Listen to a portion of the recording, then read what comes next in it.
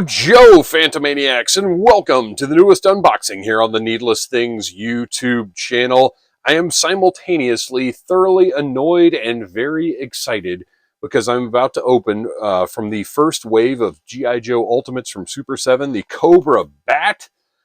I am excited because this is one of my most anticipated action figure lines, possibly of all time, and I'm thoroughly annoyed because I ordered from Super 7 way back at a time where Super 7 was getting their stuff out much earlier than the other retailers. That ended a little over a year ago, where Big Bad Toy Store was getting their items, I can't get this out of here, was getting their items several weeks before Super 7, if not even a couple of months in some instances. Well, maybe not a couple of months, like 6 weeks. So I switched my ordering to Big Bad for Super 7 products. But this, it was too late. I ordered it from Super 7, so I just have to wait. But this one, or I guess the first wave of G.I. Joe Ultimates, I pre-ordered from Super 7. But this Bat, I ordered from Entertainment Earth because they were the first ones to actually get them in stock. And it was always my intent to have 2 Cobra B.A.Ts. You'll see why once we open it up. So this is, I've got several more weeks, possibly, before the rest of Wave 1 and my other Bat gets here. But in the time being, I do have this one from Entertainment Earth. So thank you, Entertainment Earth, for getting your stuff early. And Big Bad Toy Store has the whole wave in stock now as well. Super 7 has told me that I have to have my address updated by the 13th, which means they're not even shipping them until after the 13th. Pretty disappointing. And I emailed them to tell them, and their response was a form letter, so I wasn't very impressed with that either. All right, so anyway, this packaging is gorgeous. The blue camouflage is fantastic, and I have a feeling that this was developed before Super 7 created their own Cobra camouflage, which I love.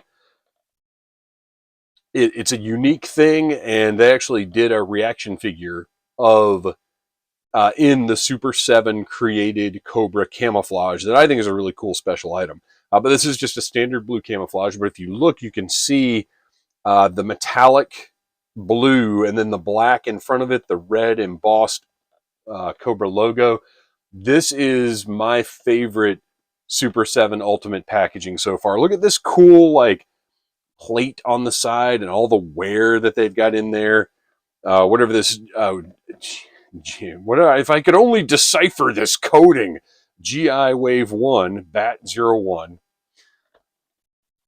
The back, you've got G.I. Joe embossed. This packaging is just gorgeous.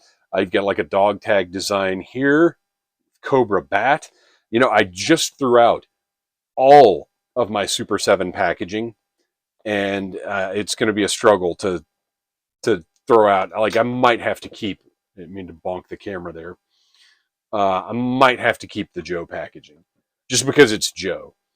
There's our Bat, beautifully ensconced in a window box with tons of accessories. And then on the back, we have got a file card done in kind of the same style of the G.I. Joe, the Rhino DVDs. You can see the Sunbow Bats. This is based off of the cartoon. I'm trying to get you a good shot of this. There's so much glare. So it's either the light or my face. But there are the Sunbow style bats, battle android troopers, as it were. And then we've got a file card. I'm not going to read this whole thing because, man, is it long, but I do believe this is the same as Larry Hama's original file card. So that is on there. No tape, no circular adhesive holding this box closed. So let's go ahead and get this guy out because I have gushed enough about the incredible packaging. So this is a clue right here as to just how long these have been in production.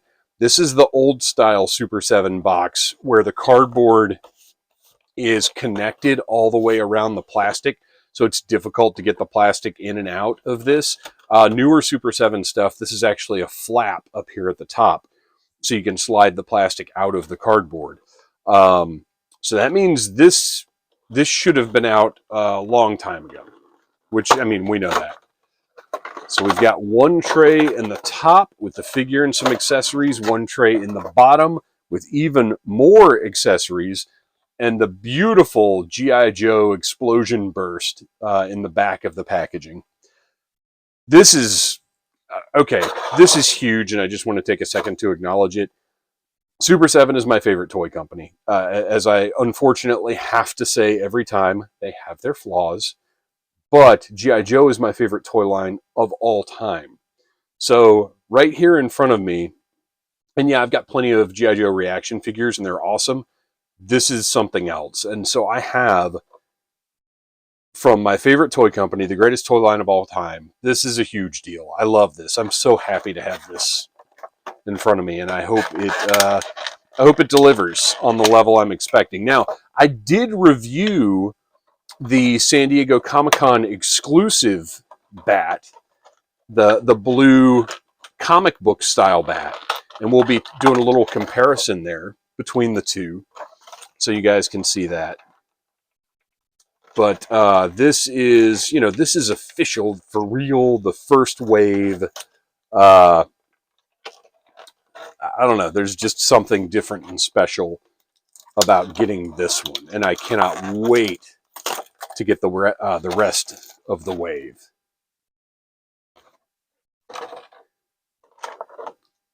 Tons of accessories, because these are, after all, ultimates. Oh man, look at this. So what, am I going to need 3 of these? I'm not going to need 3 of these. But if you notice, you've got an exploded neck and an exploded head.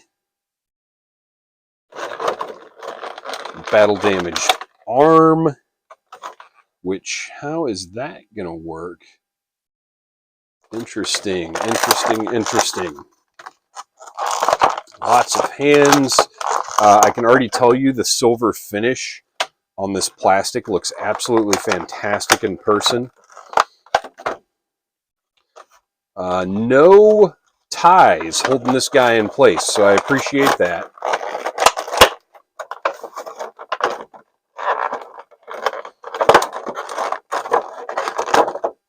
Oh man, what a delight this is. The colors, the feel, the heft. Okay, so one thing that I've noticed on these in pictures online is the hip articulation, the design here. In pictures, it does not look great. In person, and I don't know how it's coming across in this video. Like, I'm looking at the video screen right now, and it's, man, that wrist is super loose.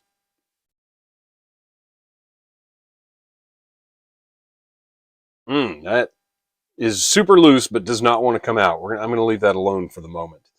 But anyway, this doesn't look great in pictures. It looks exactly like it looks like it's supposed to look. It looks fine in person. It's the same design as like the King Diamond figure, which you can see reviewed here. There's nothing wrong with it at all. It's perfectly fine. You have the traditional bat chest window, but rather than a lenticular design behind it, you've actually got painted wires and parts and stuff. All of the sculpt. Look at this. I love this sort of strap on the back here. The waist is a ball joint rather than a cut joint. The head is on a double barbell, so the neck is a piece. The head, well, let's see if I can just pop that right off. Nope, I'm going to heat that up before I try and change that out. I love Super 7, but I'm not a fool. So we do have bicep swivels. You've got a single elbow joint with a swivel at the top with a pretty decent range of bending right there.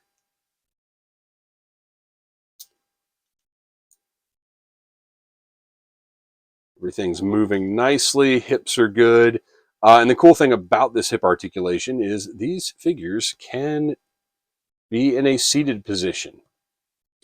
The colors are just fantastic. It's a nice deep black.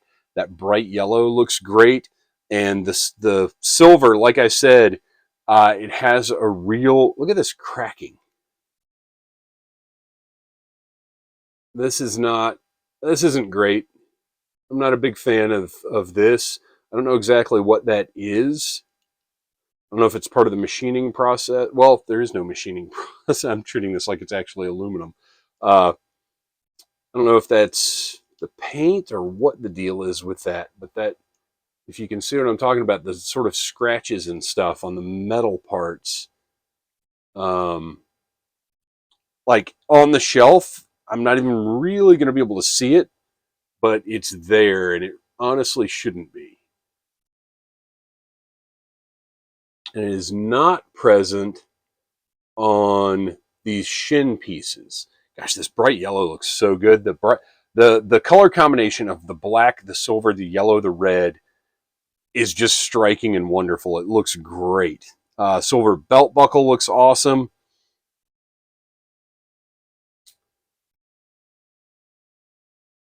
Here we go. I've got single jointed knees with a cut joint at the top of the boot. There is no rotating joint at the knee, but that's okay with me. And then the ankles are just your standard modern ankles, although they do have a really nice range on them. And then they've got the pivoting right there. Hips are a little loose, but at the same time, like it's gonna hold poses, so it's not like problematic loose. I mean, I got him in a cool action standy pose in like a second. It is not an issue. Gosh, I love this figure. I do not love the scratches on his forearms,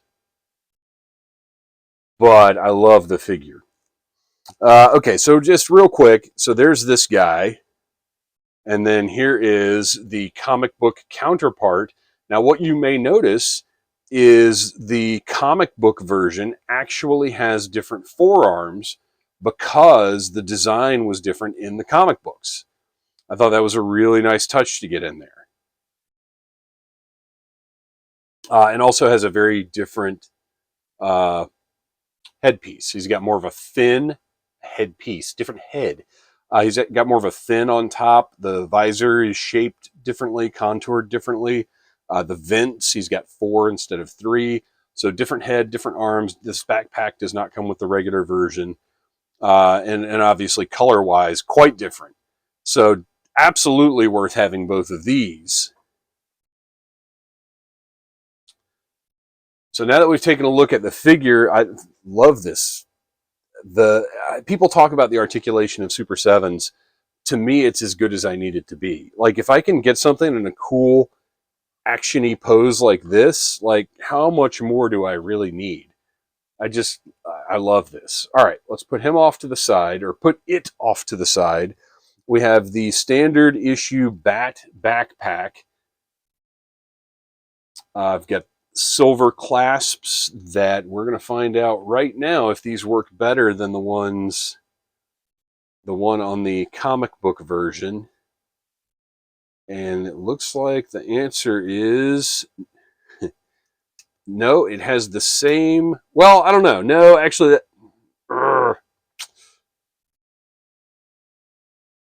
they're just not quite far enough apart. I can't believe. I don't think it's as bad as the comic book one,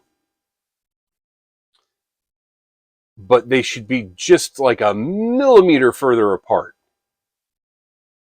You can see it's just not quite where it should be, but the backpack is on there securely. Looks like it's supposed to look. Just has all of the detail. Looks great. Okay. Set that off to the side there.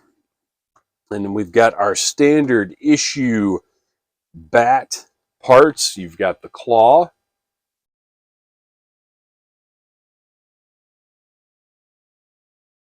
the laser cannon, and again, these, I don't know if it's coming through. Oh man, of course I dropped that. The metallic finish on these is fantastic. I mean, it looks like aluminum. It just looks great. All right, pardon this noise as I move. Okay, I'm just going to do the rest of this standing. So there is your laser cannon. And just like the original bat, pull that off, put the new part in. And there you go. And both hands are interchangeable. So you can have a bat just completely outfitted, ready for combat. And then the parts you're not using will store up here in the back, in the backpack. Maybe? No? Okay. Ooh, maybe they will. Okay, there we go. All right, for right now, I'm just going to leave that one in there. Could put the hands in there, but I'm not quite sure how I'm going to pose this guy on the shelf. Actually, I'm going to leave that off because I want to switch the head out at some point as well. So we have got a variety. Oh, interesting. That is why that hand didn't pop off, because it's not the hands that switch out, it's the entire wrist. So this one is just loose for no good reason. Oh wait, did I just get it back in there more solidly? Yeah, I sure did. Okay, well there you go. That just needed to be pushed in a little bit more. So you've got kind of open grasping hands. You've got fists for punching. And you've got two sets of trigger finger hands. And they all, I believe, nope, these have up and down hinges. And then the other ones have, I guess, lateral hinges. Like that. We have got a bat arm that's been shot off. But I wonder then, like this doesn't come off, I don't think. No, so that's just like an extra piece for the to have laying on the bat field. All right. So yeah, that's just an extra piece. Pretty neat. Again, has that great finish on it. Pretty awesome. It would have been cool. And look, since it's sitting right here still, I'll just pull it out for reference. It would have been cool if the bat had come with a little cap to go with the severed arm. So you could have like the damaged bat arm going on. You have a head that is bleeding electricity. Has all kinds of great damage. Look at that cracked screen. The helmet portion blasted away to reveal the inside. And this is on the same like ball joint, so the actual whole neck pops out. And then you've got just a neck piece with the electricity coming out of it. And then this piece, much to my surprise, when I was messing with that plate, comes out. That's nice translucent plastic. But that pops right out. And then you plug that electricity into the chest so you can really have a great battle damaged bat look going on with all this electrical business. Let me try and pop this head off again. Now that I know it comes off at the base of the neck. There we, oh, it pops easily. Easily.